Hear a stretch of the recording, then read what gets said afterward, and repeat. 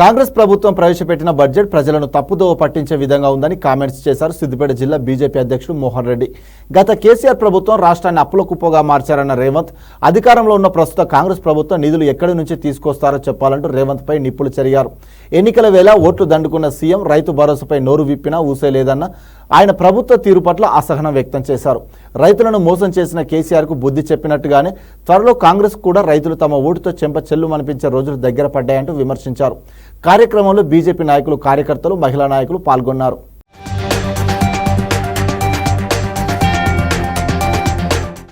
ఏదైతే కాంగ్రెస్ ప్రభుత్వం ఆర్థిక మంత్రి బండి విక్రమార్క గారు అసెంబ్లీలో ప్రవేశపెట్టిన బడ్జెట్ ఒకసారి చూసినట్టయితే ఇలా ప్రజలను తప్పుదోరు పట్టించే బడ్జెట్గా ఇది కనిపిస్తూ ఉన్నది.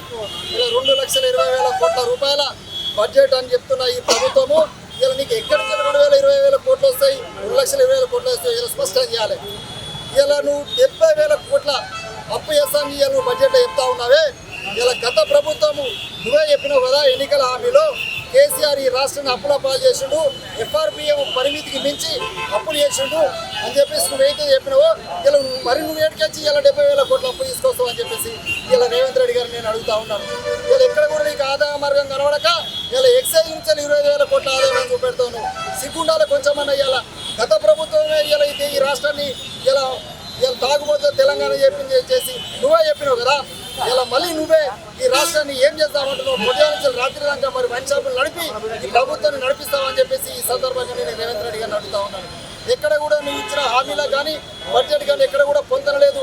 ఇలా రైతు భరోసా పూసలేదు, రైతు భరోసా ఇప్పటి వరకు స్పష్టత లేదు. నువ్వు చెప్పిన 10,000 నుంచి 15,000 రూపాయల రైతు భరోసా ఇప్పటి కూడా రైతుకు అందించలేదు. ఒకవైపు రుణమాఫీ అని చెప్పినావు, 2 లక్షల రుణమాఫీ అని చెప్పిన నువ్వు 1,00,000 రూపాయలు కూడా ఇప్పటి వరకు స్పష్టంగా నువ్వు రుణమాఫీ చేయలేదు. ఇలా ఎక్కడ రైతులకు కూడా అనేక కొర్రీలు పెట్టావు. ఇలా రేషన్ కార్డు ప్రామాణికం అన్నావు.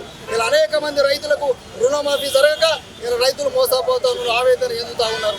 ఒకవైపు బోనస్ పేరు చెప్పినావు, ఇలా 500 రూపాయల బోనస్ ఇస్తానని చెప్పినావు. ఇప్పటి వరకు కూడా పోయిన పంటకు లేదు, ఈ పంటకు స్పష్టత లేదు. ఇలా మళ్ళీ సన్నోట్లకే ఇస్తా అని చెప్తున్నావు.